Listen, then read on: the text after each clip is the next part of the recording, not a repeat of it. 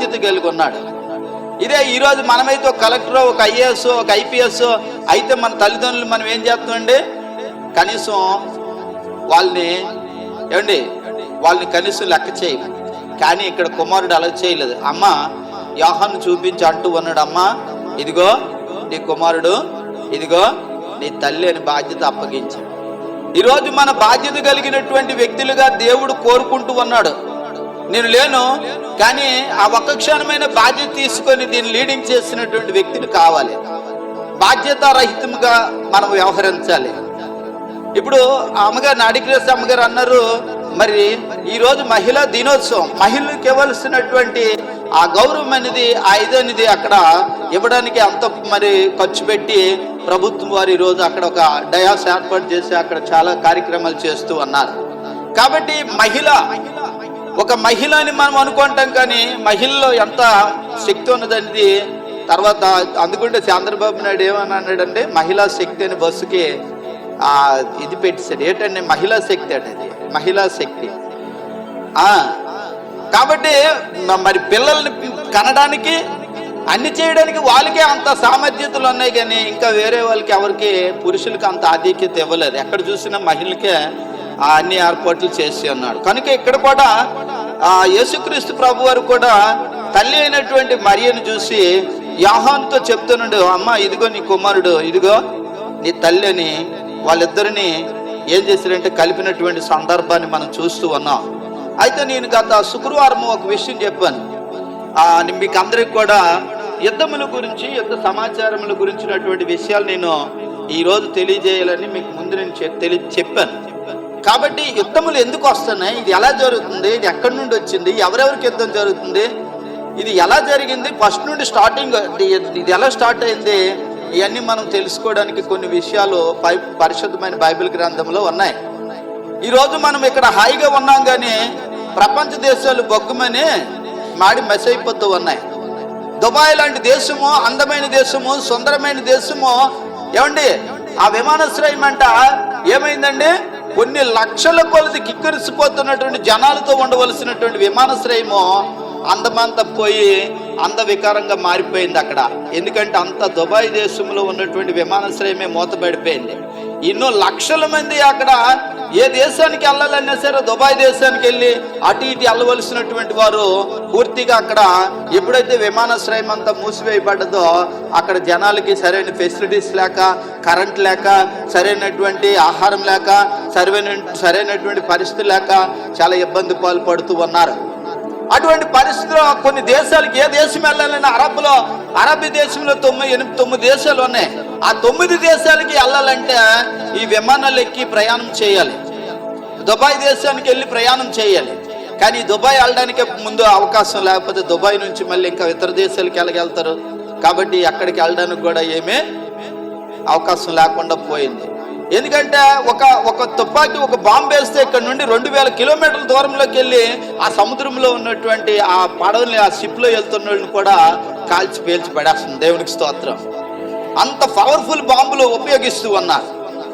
ఇది అంతటికీ ఇరాను, మరి ఇజ్రాయెల్, ఇరాక్ ఈ దేశాలకి సమస్యలు వచ్చినప్పుడు ఒక పక్క ఇరాన్ దేశానికి ఎవరు సపోర్ట్ చేస్తున్నారండి, ఇరాన్కి రష్యా వాళ్ళని మేము ఉన్నామని చెప్తా. అక్కడ ఇరాను, ఇరాకు, అమెరికా, మరి ఇజ్రాయెల్ దేశానికి అమెరికా సపోర్ట్ చేస్తుంటే ఇరాన్ దేశానికి రష్యా వాళ్ళు సపోర్ట్ చేస్తున్నారంట. ఆ రష్యా, చైనా ఈ దేశాలన్నీ కూడా వాళ్ళ పక్కనే మేము ఉన్నాం, పదండి మీరు యుద్ధానికి వెళ్ళండి, పర్వాలేదు, మేము ఎంతవరకైనా మిమ్మల్ని నిలబడతాం, ఎంతైనా మిమ్మల్ని ఆదరిస్తామని ధైర్యపరుస్తూ ఉన్నారు ఇరాన్ దేశాన్ని. ఇటు పక్క ఇజ్రాయెల్ దేశాన్ని ఎవరండి, అమెరికా వాళ్ళు అటు వెళ్తున్నారు, ఇటు వస్తున్నారు వాళ్ళు.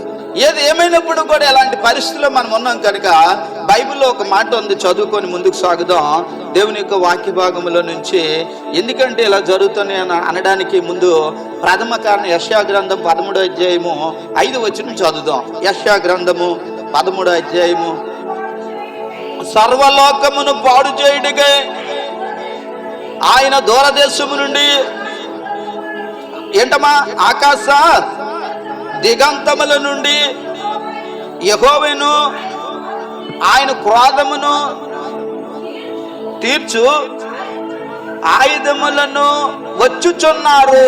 దేవునికి స్తోత్రం. సర్వలోకమును పాడు చేయడానికి, సర్వలోకమును పాడు చేయడానికి ఇదంతా ఎక్కడుందంటే సర్వలోకం పాడైపోతూ ఉంది. దీనికి కీవర్డ్ ఇది మనకి. సర్వలోకమును పాడు చేయుటకు ఆయన దూరదేశము నుండి, ఆకాశ దిగంతముల నుండి యెహోవాను ఆయన కోదము, యెహోవాను కోదము తీర్పు ఆయుధములను వచ్చుచున్నారు. యెహోవాను ఆయన క్రోధమును తీర్చు ఆయుధములు మన మధ్యలోనికి వచ్చుచున్నవి. క్రోధముతో కూడుకున్న ఆయుధములు మన మధ్యలోనికి ఎంటర్ అయిపోయేవి. కాబట్టి ఎక్కడి నుండి వస్తున్నాయి? సర్వలోకమును పాడు చేయడానికి. ఏమండి, సర్వలోకమును ఎవరైనా సరే బాగు చేస్తామని ముందుకు వచ్చిన వాళ్ళు ఒక్కర్లేరు. సర్వలోకమును పాడు చేయడానికి ప్రజలు బయలుదేరారండి. బాంబులు వేస్తూ ఉన్నారండి. అంతా పనికొచ్చిందాన్ని పాడు చేస్తూ ఉన్నారండి. సుందరముగా ఉన్నదాన్ని, సొగసుగా ఉన్నదాన్ని, అందముగా ఉన్నదాన్ని అందవికారంగా చేసి దానిని చాలా ఇబ్బందులకు గురి చేస్తూ ఉన్నారు. కాబట్టి ప్రియమైనటువంటి దేవుని బిడ్డలారా, అందమైన దేశాలు, సుందరమైన దేశాలు, అంతా పచ్చగా ఉన్న దేశాలు ఈరోజు బొగ్గుమనిపోయి మాడిపోయి ఏమైపోతానే, మసాలా మాడిపోయినట్టు మాడిపోతూ ఉన్నాయి. దేవునికి స్తోత్రం. అక్కడ కరెంట్ లేదు, నీరు లేదు, ఆహారం లేదు, అన్నం లేదు, ఆకలి అని అలమటిస్తూ ఉన్నారు. కొన్ని లక్షలాది కోట్ల రూపాయలు గడించిన దేశాలు, కోట్ల రూపాయలు కొలది పెద్ద పెద్ద భవనాలు కట్టినటువంటి దేశాలు ఈరోజు ఆహారం లేక, ఈరోజు నీరు లేక, ఈరోజు సరైనటువంటి వసతులు లేక చాలా ఇబ్బంది పడుతూ ఉన్నారు. ఇదంతటికి కారణం ఏంటండి? బైబిల్ చెప్తుంది. ఇదంతటికి కారణం ఏంటి? సర్వలోకమును పాడు చేయుటకే ఆయన దూరదేశం నుండి, ఆకాశ దిగంతముల నుండి యెహోవాను ఆయన క్రోధము తీర్చు ఆయుధములను వచ్చుచున్నారు. ఆయుధములు వచ్చుచున్నారు. క్రోధముతో ఉన్నటువంటి ఆయుధాలు, ఉగ్రతను తీర్చడం, ఉగ్రత కలిగినటువంటి ఈ దినాల్లో దేశమును పాడు చేయడానికి ఆయుధములు వస్తూ ఉన్నాయి. మంచిగా ఉన్నదాన్ని పాడు చేసేవారు చాలా మంది, కానీ ఏమండి పాడైపోయిన దాన్ని బాగు చేసేవారు చాలా తక్కువ మంది. ఏమండి, నశించిన దాన్ని వెతికి రక్షించుడు కూడా మనుషు కుమారుడి లోకానికి వస్తే ప్రపంచమంతా నశించుకోవడానికి అనేక మంది సర్వలోకమును నాశనం చేస్తున్నటువంటి వారు చాలా మంది ఈ రోజుల్లో బయలుదేరి ఉన్నారు. దేశాలు బయలుదేరాయి. ఒక పక్క ఆ దేశాలన్నీ బయలుదేరినప్పుడు ఇక్కడ చూడండి, ఆకాశ దిగంతముల నుండి వస్తూ ఉన్నాయి. ఇరాకు మరి ఈ రెండు దేశాలకు మధ్య మరి యుద్ధం జరుగుతుంది.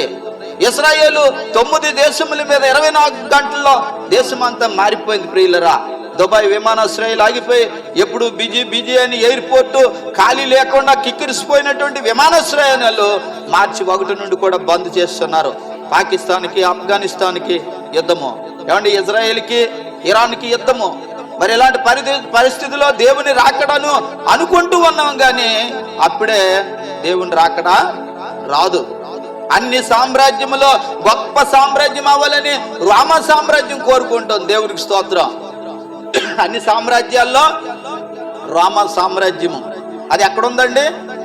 మన ప్రకటన గ్రంథంలో ఉంది. రోమ్ సామ్రాజ్యం కావాలని ప్రజలు అక్కడ అంతా పేరు ప్రఖ్యాతులు కావాలని రోమ ఒక పక్క నుండి కోరుకుంటుంది, ఒక పక్క అమెరికా దేశం కూడా కోరుకుంటుంది. నేను గొప్పగా ఉండాలంటే నేను గొప్పగా ఉండాలి, నేను గొప్పగా ఎదగాలంటే నేను గొప్పగా ఎదగాలి.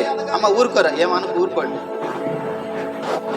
నేను గొప్పగా ఎదగాలంటే నేను గొప్పగా ఎదగాలని ఒక పక్క అమెరికా కోరుకుంటుంది, ఒక పక్క రష్యా కోరుకుంటుంది.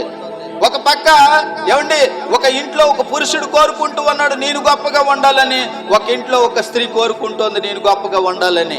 ప్రియమైనటువంటి దేవుని బిడ్డలారా, ఎవరు గొప్ప అని కాదు, కానీ అక్కడ దేవుడు గొప్పగా ఉంటే నీ రాజ్యము నా రాజ్యము, నీ ఇల్లు నా ఇల్లు సుస్థిరంగా ఉంటది, ఆశీర్వాదకరంగా ఉంటది. అంతేగాని నువ్వు రష్యా వాడిని పట్టుకొని రష్యా దేశమే గొప్పగా ఉండాలని రష్యా దేశస్తులు కోరుకుంటూ ఉన్నారు. ఆ యొక్క మరి ఇంకా అమెరికా దేశం బాగుండాలని అమెరికా దేశస్తులు ఒక పక్క కోరుకుంటూ ఉన్నారు. అమెరికా బాగోవడం కాదు, కానీ ఆ యొక్క రోమా ప్రాంతం బాగుండాలని కాదు, కానీ దేవుని సన్నిధిలో ఆసియా మరి అమెరికాల కంటే గొప్పది దేవుని యొక్క రాజ్యం కనుక ఆయన రాజ్యం కావాలని మనం కోరుకుండాలని దేవుని పేరట మనం చేస్తూ ఉన్నాం. దేవుని రాకడ అనుకుంటూ ఉన్నారు, కానీ అప్పుడే రాదు. కానీ అన్ని సామ్రాజ్యములు గొప్ప రాజ్యముగా ఉండాలని రోమ సామ్రాజ్యం కోరుకుంటుంది. మరలా యూరప్ అనేది రోమగా మారబోతుంది, రిపబ్లిక్ అక్కడ దేశంగా మారబోతుంది.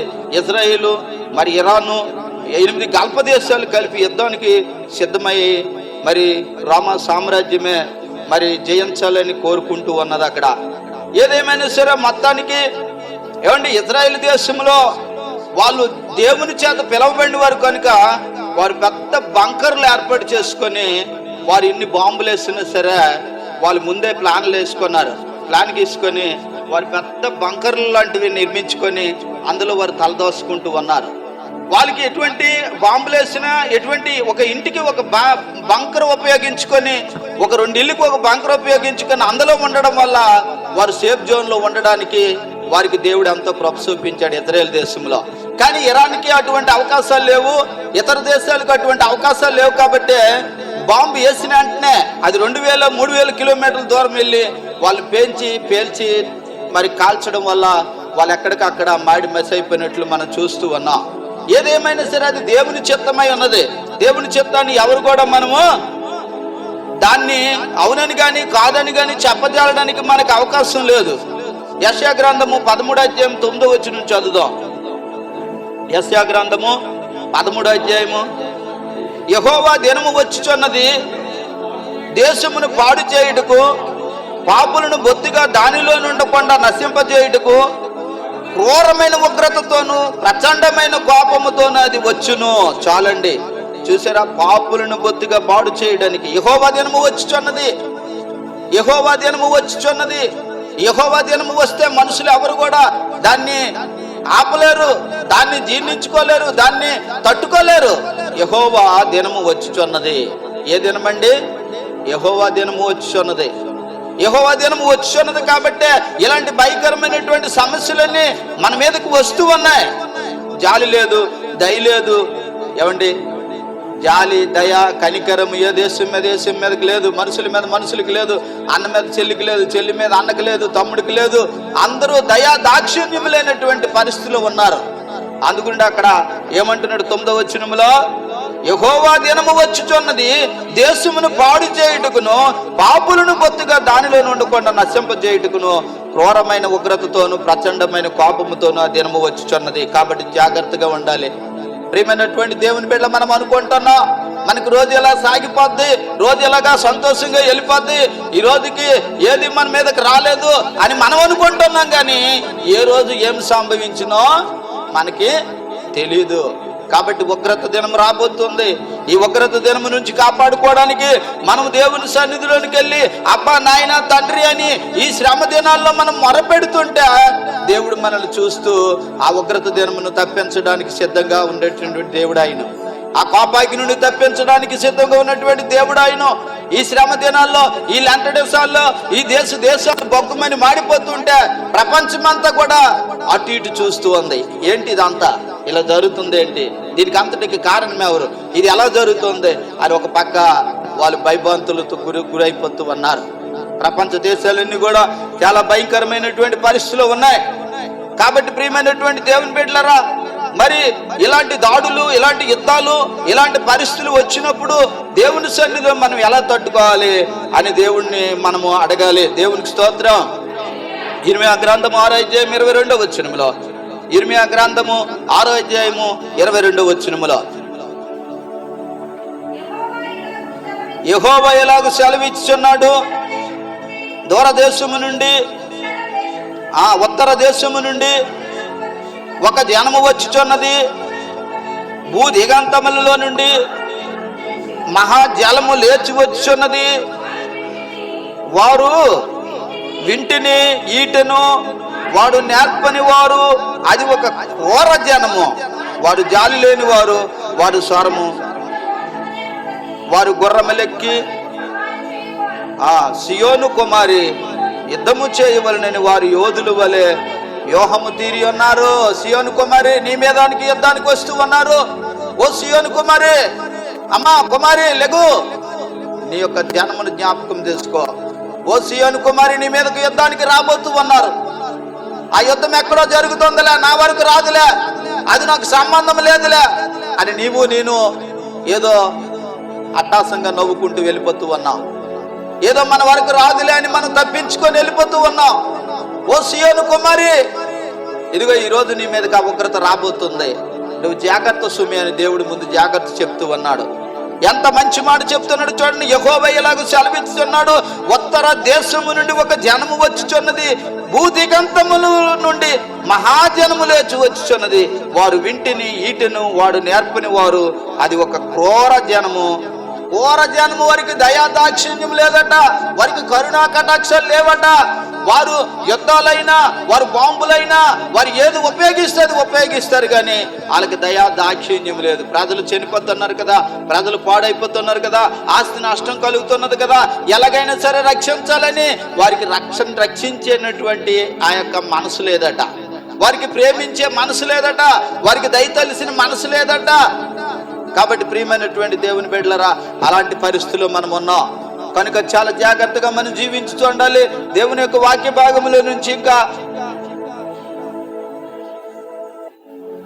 యెషయా గ్రంథం 24:1 యెషయా 24:1 ఆలకించుడి, యెహోవా దేశమును ఒట్టిదిగా చేస్తున్నాడు, ఆయన దాన్ని పాడుగా చేసి ఉన్నాడు. చూసారా, ఎంత ఎంత ఎంత కోట్లు కొద్ది ఆస్తులు సంపాదించి, ఎంత పేరు సంపాదించుకొని, ఎంత రమ్యమైన దేశాలుగా తయారు చేసుకొని, రకరకాలు పంటలు భాగ్యాలతో, రకరకాలు ఆయుధాలతో, ఆ యొక్క అట్టైశ్వర్యములతో ఉన్నటువంటి దేశాలు ఈరోజు ఏమైపోతున్నాయండి? పాడైపోతున్నాయి.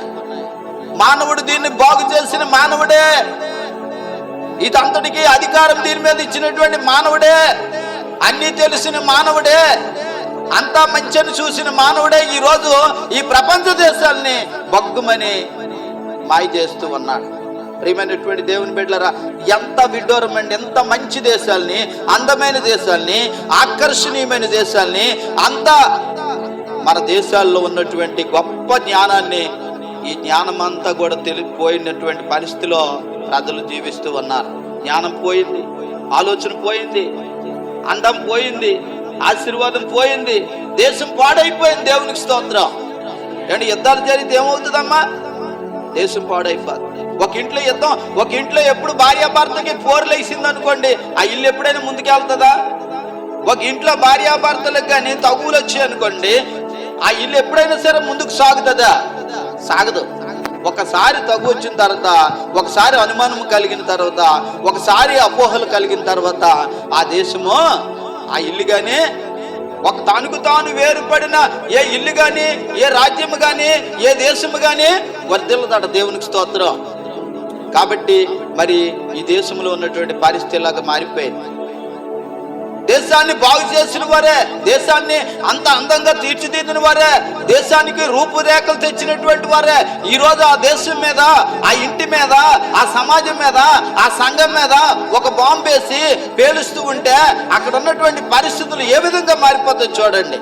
అందుకుంటే 24 యెషయా గ్రంథంలో 1 చెప్తూ ఉన్నాడు, దేశము ఏమైపోయిందండి?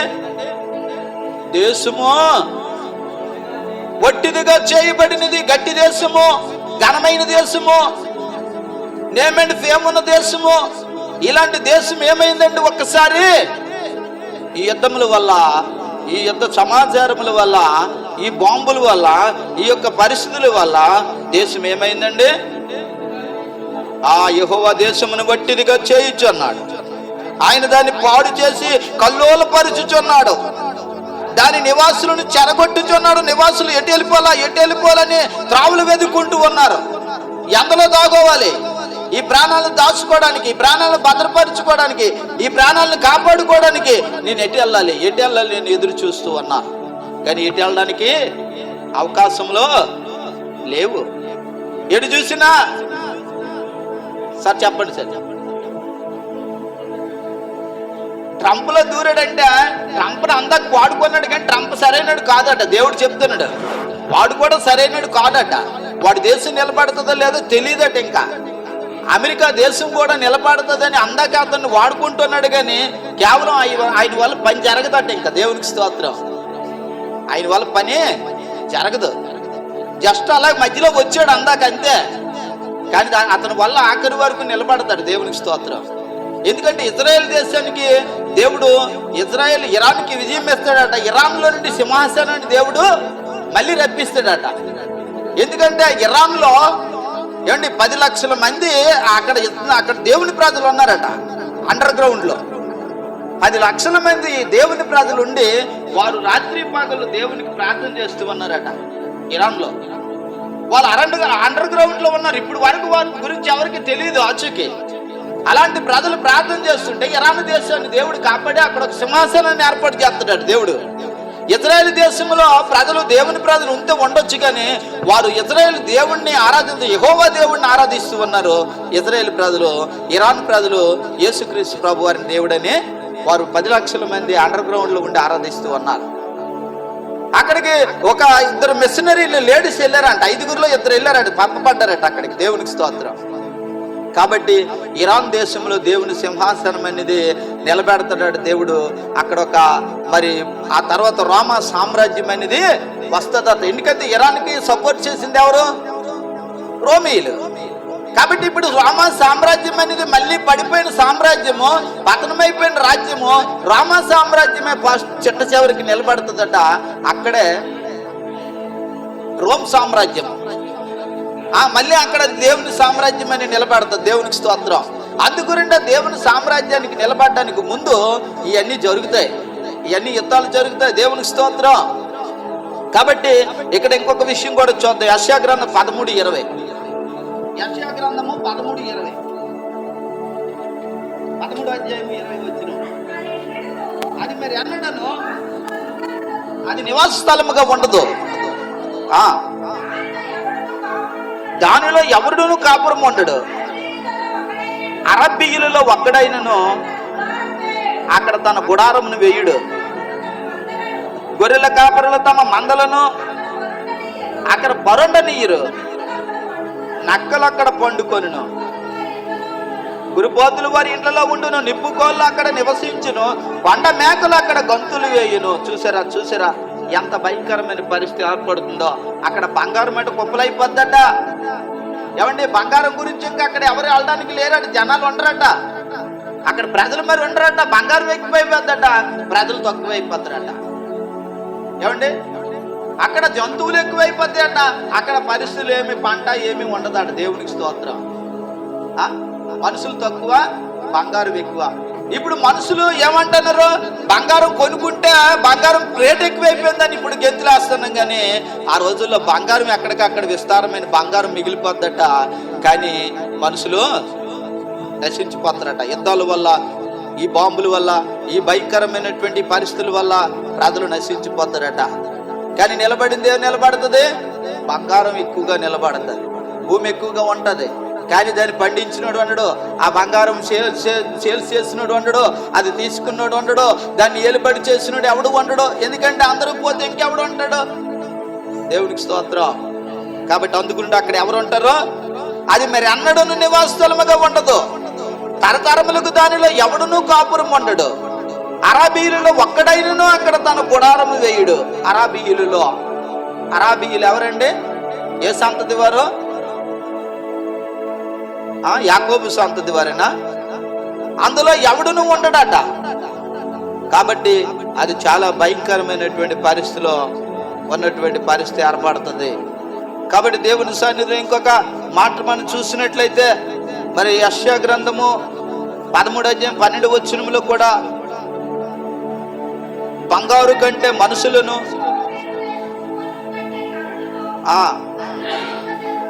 అరుదుగా ఉండజేసేదనంటే పూర్తిగా లేదు. బంగారు కంటే మనుషులను, ఓపిరి దేశపు సువర్ణము కంటే నరులను అరుదుగా ఉండజేసేది. అక్కడ నరులు ఉండరట. పూర్తిగా బంగారం మాత్రమే ఉంటదట. ఓపిరి దేశపు బంగారం మాత్రమే ఉంటదట. దాన్ని తీసుకోవడానికి, వేసుకోవడానికి, దాన్ని రాసుకోవడానికి, దాన్ని ధరించుకోవడానికి ఎవరు మనుషులు ఉండరంట. అలాంటి పరిస్థితి ఏర్పడే దినాలు రాబోతూ ఉన్నాయి. కాబట్టి దేవుని కోపాగ్ని, సైన్యములకు అధిపతికి యెహోవా నా ఉగ్రతను ఆయన కోపాగ్ని దినముకును, ఆకాశము వణికినట్లును భూమి తన స్థానము తప్పునట్లును నేను చేసేదను.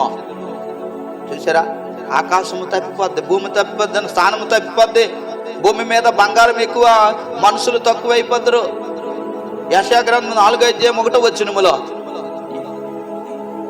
7 స్త్రీలు ఒక మనుషుని పట్టుకొని, ఒక పురుషుని పట్టుకొని, మేము మా అన్నమే తిందుము, మా వస్త్రములే కట్టుకుందుము, నీ పేరు మాత్రము మాకు పెట్టి మా నిందను తీసివేయమని చెప్పుదురు.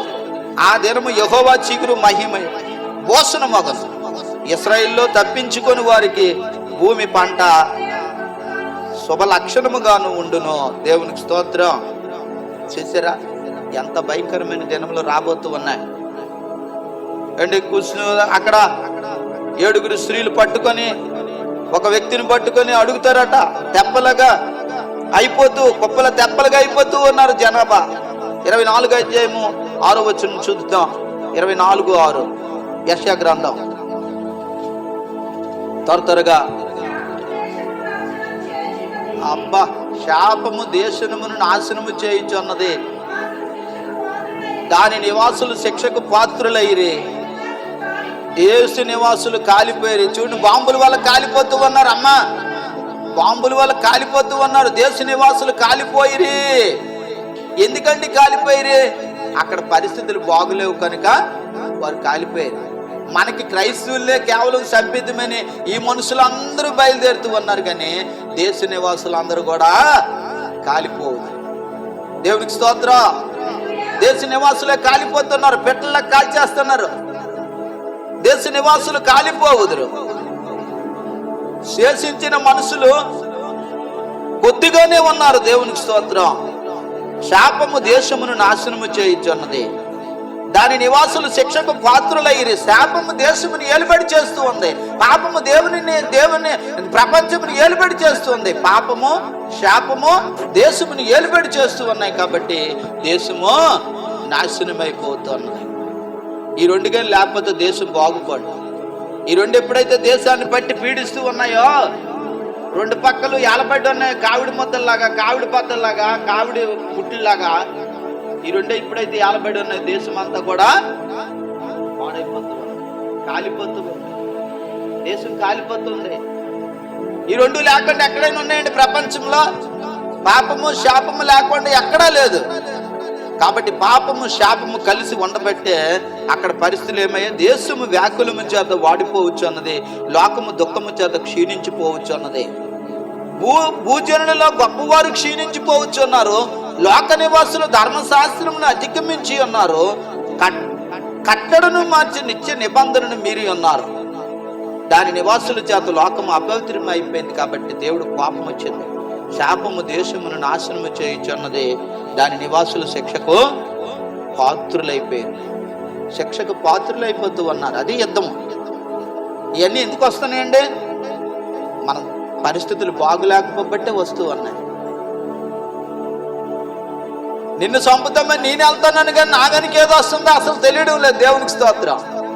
పరిస్థితులు బాగులేవు కనుక, దేశ స్థితులు బాగులేవు కనుక ప్రభు అంటూ ఉన్నాడు, నిజంగా మీరు ఉగ్రత దినమునందు రక్షించబడితే గొప్పలే, కానీ దేవుడు రక్షించాలని చూస్తూ ఉన్నాడు. అప్పుడు కొత్తది ఎంతమంది? దేశ నివాసులు కాలిపోయి శేషించిన మనుషులు కొద్దిగానే ఉన్నారు. అప్పుడు బంగారం ఎక్కువైపోయింది, మనుషులు తక్కువైపోయారు. దేవునికి స్తోత్రం.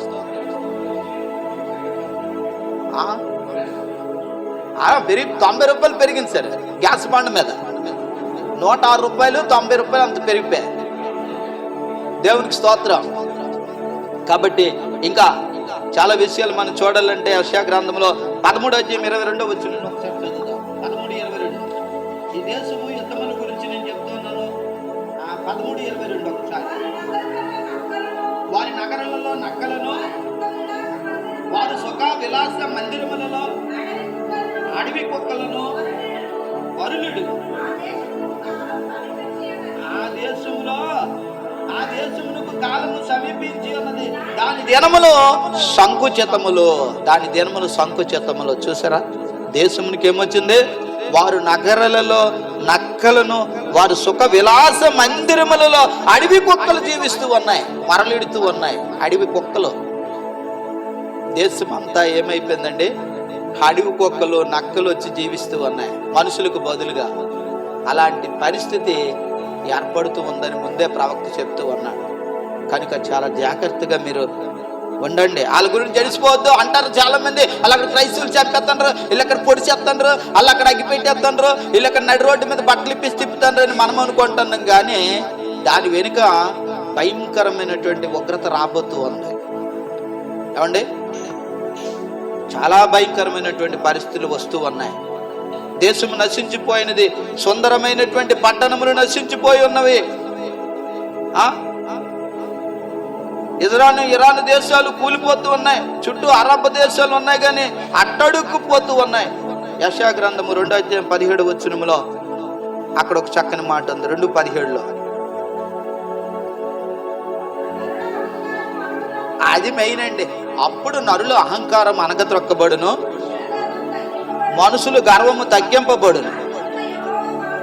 ఆ దినమున యెహోవా మాత్రమే, ఓన్లీ వన్ ఆఫ్ గాడ్, ఆయనకి మాత్రమే ఘనత, హానర్. ఇదంతా జరగాలి, అది రావాలి. ఇదంతా జరగాలి, అది రావాలి. దానికి మాత్రమే, ఒక్కరికి మాత్రమే ఘనత వచ్చి ఏర్పాటు ఉంటుంది. ఆ రోజు మాత్రమే ఎక్కడెక్కడ క్రైస్తవులు ఉన్నారో వారు మాత్రమే రక్షించబడతారు. ఎక్కడైతే దేవుని ప్రజలు ఉన్నారో వారు మాత్రమే దీవించబడతారు. వారికి మాత్రమే పరలోక రాజ్య ప్రాప్తి, ఆ యొక్క పరలోక రాజ్యానికి వారసులు అవుతారు. నా రాజ్యము మీ రాజ్యము వంటిది కాదు, నా రాజ్యము మీ రాజ్యము వంటిది కాదు. కనుక మీరు ఏం చేయాలండి? నా రాజ్యం గురించి మీరు ప్రయాసపడండి. ఈ లోకంలో ప్రజలు అనేక విధాలుగా జీవిస్తున్నప్పుడు నరుల అహంకారము అణగద్రొక్కబడును. ఈ రోజే నరుల అహంకారం ఎక్కువైపోయింది. నేను గొప్ప అంటే నేను గొప్ప, నేను గొప్ప అంటే నేను గొప్ప. గొప్పలకి వెళ్ళేళ్ళు చాలా మంది ఉన్నారు, గొప్ప గొప్ప అనుకొని జీవిస్తూ ఉన్నారు, కానీ గొప్పలకు తగ్గడం లేదు. నేను తగ్గించుకొని, దేవుడు అన్నాడు, నా పేరు పెట్టబడి నా జనులు తమ్మును తాము తగ్గించుకొని నన్ను వెతికిన యెడల మధ్యాకాశములను వారి ప్రార్థన, వారి మొరనాలకించి వారి దేశంలో నేను స్వస్థపరచుదని అన్నాడు దేవుడు. కానీ తగ్గించుకోమని దేవుడు చెప్తుంటే నరుల అహంకారం ఎక్కువైపోతుంది. అమ్మ చక్కగా కూర్చోయమంటే ఆమెకి ఇష్టపడదు. అమ్మ నువ్వు దిద్దుకో అమ్మనంటే ఆవిడకి ఇష్టపడదు. దిద్దుబాటు నీకు అసహ్యము కదా. దిద్దుబాటు అసహ్యము. దిద్దుబాటు అంటే అసహ్యం అంటే దేవునికి స్తోత్రం. కాబట్టి ప్రియమైనటువంటి దేవుని బిడ్డలారా, అమ్మ నువ్వు జీవితాన్ని మార్చుకోమంటే ఆమె ఇష్టపడదు, చాలా కష్టపడుతుంది. అమ్మ మంచిగా ఉండమంటే ఇష్టపడదు. కాబట్టి తమ్మును తాము తగ్గించుకొని వెతకాలి దేవుడిని. ఏంటమ్మా యెషయా కీర్తనల గ్రంథము 53:2 దేవుని వెదుకువారు కలరేమని ఆకాశం నుండి మనుషులను వంగి చూస్తూ ఉన్నాడు అటు దేవుడు. దేవుని వెదుకువారు కలరేమో అని 53:2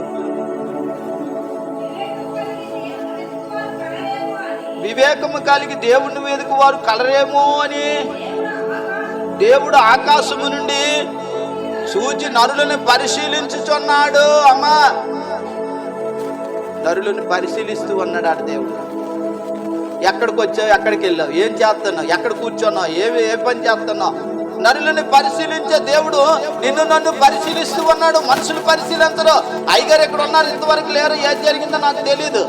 కానీ దేవుడు అక్కడ పరిశీలిస్తూ ఉన్నాడు. అది మాత్రం ఖచ్చితంగా ఆయన చూస్తూ ఉన్నాడు. దేవుని వెదుకువారు కలరేమని దేవుడట ఆకాశము నుండి నరులను పరిశీలించున్నాడు. ఎక్కడి నుండి పరిశీలిస్తున్నాడమ్మా? ఆకాశం నుండి సంఘంలో నుండి అలా ఏం బాగా కూర్చుందా లేదా, ఇలా ఏమని చీరలు కట్టుకుందా లేదా, అలా ఏమన్నా నగలేసుకుందా లేదా, అలా ఏమంటే ఇంటి దగ్గర డబ్బులు ఉన్నాయా లేదా, ఇంటి దగ్గర సమస్యలు ఉన్నాయా లేదా అని మనం చూస్తాం. కానీ దేవుడు నరులను ఏం చేస్తున్నాడో పరిశీలించున్నాడు. నరులను పరిశీలించున్నాడు దేవుడు.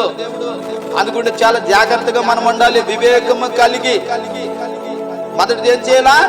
దేవుణ్ణి వివేకము కలిగి వెతకాలి. నశించిపోకుండా ఉండాలంటే, మన జీవితాలు బాగా ఉండాలంటే, మన బ్రతుకులు బాగుండాలంటే అప్పుడు మరల నరుల అహంకారం అణగద్రొక్కబడును, మనుషుల గర్వము తగ్గింపబడును. ఆ దినము యెహోవా మాత్రమే ఘనత వహించును. విగ్రహములు బొత్తిగా నశించిపోవును. యెహోవా భూమిని గతగత వణికింపలేచినప్పుడు ఆయన భీకర సన్నిధి నుండి, ఆయన ప్రభావ మహాత్యము నుండి మనుషులు కొండల గుహల్లో దూరుదురు, నేల బొరియలలో దూరుదురు. అబ్బా, భయంకరమైనటువంటి పరిస్థితి ఏర్పడుతుంది. ఎక్కడమ్మా? యెషయా గ్రంథం నుంచి చదువుతున్న 2:17లో నరులు ఎక్కడ దూరుతారట?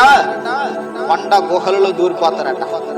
ఇప్పుడు ఆ గుహలకు పనికి వస్తానే ఈ బాంబులు వేసిన దానికి కొంతమంది బంకర్ లాంటి ఉపయోగించుకొని, ఆ బంకర్లు అంటే పెద్ద ఉంటాయి, ఎనప బంకర్ లాంటి అవి బాంబులు కట్ట బాంబులు వేసినా సరే అవి ఏమి అవ్వండి. ఎందుకంటే ఆ బంకర్లకు తగిలి అనుకొచ్చేస్తాడు. కానీ ఆ ఎనప పెద్ద తలసరిగా ఉన్నటువంటి ఎనప బంకర్లో ఉండిపోయి వాళ్ళు ఏం చేస్తున్నారు, ఆ పెట్రోల్ బంకుల్లో కొంటే బంకర్లు అంట అందులో దూరిపోయి ఉండిపోతున్నారంటే ఇజ్రాయేల్ ప్రాంతం. అందుకంటే ఇజ్రాయేల్కి అంత ప్రాణ నష్టం కలగలేదు. ప్రతి ఇంటికి ఒక బంకర్ లాంటిది ఉపయోగం ఉందటానికి ఇజ్రాయేల్కి. కానీ ఇతర దేశస్తులకి గొప్ప తెలివి ఉంది, జ్ఞానం ఉంది, మంచి మంచి పవర్ఫుల్ రాకెట్లు బాంబులు ఉన్నాయి, కానీ ఇవి దేనికి పనికి రావడం లేదంట. కాబట్టి ఇక్కడ ఏమన్నాడు? అప్పుడు నరుల అహంకారము అనగతొరక్కబడును, మనుషుల గర్వము తగ్గించబడు. ఆ దినమున యెహోవా మాత్రమే, ఓన్లీ వన్ ఆఫ్ గాడ్, యెహోవా మాత్రమే, ఆయనకి మాత్రమే ఘనత, ఆయనకి మాత్రమే కీర్తి, ఆయనకి మాత్రమే పేరు ఉంటదట. అందుగురించి మనం ఏం చేయాలా? వివేకము కలిగి జీవించాలి. హెబ్రీయులకు రాసిన పత్రిక 11వ అధ్యాయం 6వ వచనం, 11:6 అమ్మా. హెబ్రీయులకు రాసిన పత్రిక. విశ్వాసం లేకుండా దేవునికి ఇష్టడై ఉండట అసాధ్యము కనుక దేవుని వద్దకు వచ్చేవాడు విశ్వాసం కలిగి ఉండాలి, నమ్మవాళ్ళని, అది విశ్వాసం కలిగి ఉండాలి. ఈ భయంకరమైన దినాల్లో, ఈ యొక్క దుర్దినాల్లో, ఈ అపాయకరమైన దినాల్లో, ఈ అంత్యకాలంలో, ఈ యొక్క ఏ దినాలు? ఈ ఉగ్రత దినాల్లో మనం ఎలా ఉండాలంట? ఏమండి? విశ్వాసము కలిగి ఉండాలి.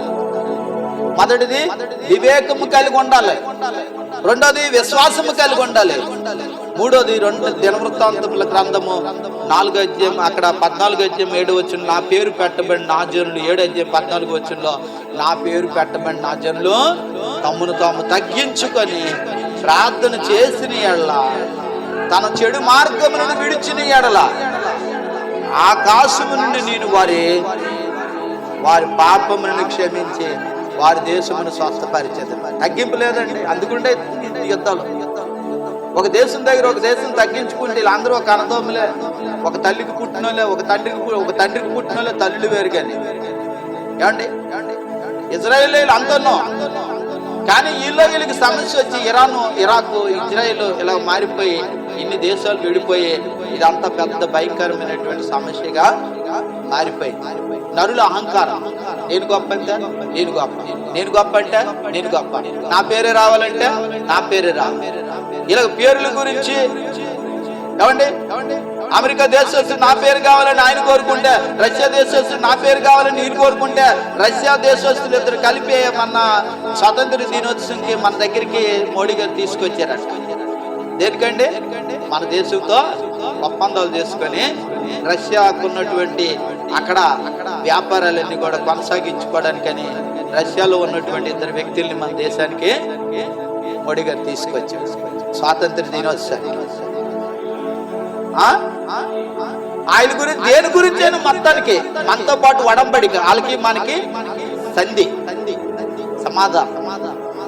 మరి రష్యాతో ఒప్పందం అంటే ఏంటది? రానున్న దినాల్లో మనము రష్యాతో సంబంధం కలిగి ఉండాలి, రష్యాతో మన సహవాసం కలిగి ఉండాలి. ఇప్పుడు రష్యాకే కానీ విజయం వస్తే మళ్ళీ రామ సామ్రాజ్యం అనేది మళ్ళీ మనకి స్టార్ట్ అవుతుంది. కాబట్టి అది ప్రకటన గ్రంథంలో చెప్పినటువంటి మాట ప్రకారం 1:7 అంటున్నాడు కదా. చూడండి, 1:7 ప్రకటన గ్రంథము. రామ సామ్రాజ్యం కానీ వస్తే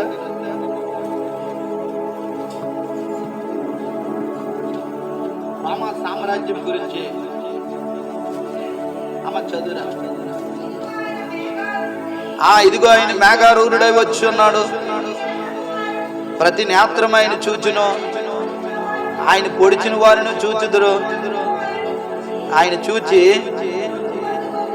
రొమ్ము కొట్టుకుందురు. కాబట్టి ఇది అంత రామ సామ్రాజ్యం గురించి అక్కడ ప్రకటన గ్రంథంలో కొన్ని చివరిలో మాటలు ఉంటాయి. అది రోమ సామ్రాజ్యము ఏ విధంగా ఉన్నది, అది ఎలాగా సింహాసనాన్ని స్థాపించబోతూ ఉన్నది అని ఆ శ్రమలు వచ్చినటువంటి వారు ఏ విధంగా ఆ పరిస్థితులన్నీ కూడా తారుమారు అవుతాయి అనేది ఆ అధ్యాయం అలా చదివితే ప్రకటన గ్రంథంలో మనకు అక్కడ రామ సామ్రాజ్యం గురించి ఉంటుంది. మన దేశాలు ఏ విధంగా పతనం అయిపోయి చివరికి ఆ రోమా ప్రభుత్వాన్ని, రోమా చక్రవర్తిని ఏ విధంగా అయితే మనం హైలైట్ చేస్తామనేది తర్వాత విషయాలు మనము నేర్చుకోవచ్చు. కాబట్టి ఇన్ని విషయాలు ఇలా జరుగుతున్నప్పుడు మనకంతా బైబిల్లో చెప్పినట్టే ఈరోజు జరుగుతూ ఉంది. కాబట్టి బైబిల్ని ఎవరు కూడా తప్పుగా పట్టడానికి లేదు. ఎందుకంటే బైబిల్లో చెప్పిన మాట ప్రకారమే అన్ని కూడా జరుగుతూ ఉన్నాయి. యుద్ధాలు వస్తూ ఉన్నాయి, భయంకరమైన పరిస్థితులు ఏర్పడుతూ ఉన్నాయి. మరి ఇలాంటివన్నీ జరుగుతున్నాయి. కాబట్టి మరి భూమి మీద నరుల కాలము యుద్ధ కాలం. ఒక ఇంట్లో ఒక పరిస్థితిలో ఒక కుటుంబంలో మధ్య కూడా ఇలాంటి యుద్ధ కాలంలోనివి స్టార్ట్ అయిపోతూ ఉన్నాయి. ఒక కుటుంబం కలహ కారణం, కుటుంబానికి సమస్యలు, కుటుంబానికి ఆర్థిక ఇబ్బందులు, ఇవన్నిటికి కారణం ఏంటంటే ఇలాంటి పరిస్థితులు, యుద్ధాలు, సమస్యలు, సమాధానం లేకపోవడం, ఒకరికొకరు పౌరుషం, ప్రతాపం, ఇలాంటివన్నీ కూడా పెట్టుకొని చివరికి పతనం అయిపోయినటువంటి పరిస్థితి ఏర్పడుతుంది. కాబట్టి ఇలాంటి దినాల్లో మనం ఎలాగ ఉండాలి? వివేకము కలిగి ఉండాలి, విశ్వాసం కలిగి ఉండాలి, తగ్గింపు జీవితం జీవించాలి. తగ్గింపు లేదు. అయ్యగారు చెప్తుంటే నేనెందుకు తగ్గించాలని అంటారు. అయ్యగారు మాట్లాడితే ఆయనలో అంతటోళ్ళు మేము నేను పాట పాడగలను, నేను మాట్లాడగలను, నాకు శక్తి ఉంది, నాకు జ్ఞానం దేవుడు ఇచ్చాడు, నేను అంత జ్ఞానవంతుడిని అని మనం అంటాం. కానీ దేవుని సన్నిధిలో వివేకము కలిగి ఉండాలి, విశ్వాసం కలిగి ఉండాలి, తగ్గించుకొని ఉండాలి. అప్పుడు మన జీవితాల్లో గొప్పగా దేవుడు ఆశీర్వదిస్తాడు. కనుక అటువంటి గొప్ప కృప, దీవెన, ఆశీర్వాదాలు దేవుడు మనకు అనుగ్రహించును గాక. ఈ భయంకరమైనటువంటి పరిస్థితుల్లో నుంచి ప్రభు మనల్ని ఎలాగైనా ఆయన తన ప్రజలను విడిపించాలి, దేశాలను సమాధానపరచాలి. ఈ దేశానికి వచ్చిన పరిస్థితి కాదు, దేశంలో యుద్ధములు వచ్చినప్పుడు మన పరిస్థితి కూడా చాలా తారుమారు అయిపోతుంది. కనుక అలాంటి పరిస్థితి అనేది మన మీదకి రాకుండా ఉండాలని ప్రభు పాదాల దగ్గర మనం అడుగుదాం. అయ్యా అయ్యా అయ్యా అందరమే ప్రార్థన చేద్దాం. అయా దేశంలో సమాధానం లేదు, అయా దేశంలో అల్లు కొల్లాలములు జరుగుతున్నవి, అయా దేశము నాయనా భయంకరమైన చీకటిలో ఉండిపోతూ ఉంది. ఎక్కడికక్కడ ప్రభా బాంబు బ్లాస్ట్లు అయిపోయి నాయన కరెంటు లేని పరిస్థితి, ఆహారం లేని పరిస్థితి, తాగడానికి నీరు లేని పరిస్థితి, చిన్న పిల్లలకు పాలు ఆహారం లేని పరిస్థితి. ఎంతో వేదనకరంగా ఉంది ప్రభా, ఎంతో భయంకరంగా ఉంది ప్రభా. అయ్యా అందరు కలిసి కొద్ది నిమిషాలు దేశం గురించి ప్రార్థన చేద్దాం. మన దేశమా భయపడక సంతోషించి గంతులు వేయమని దేవుడు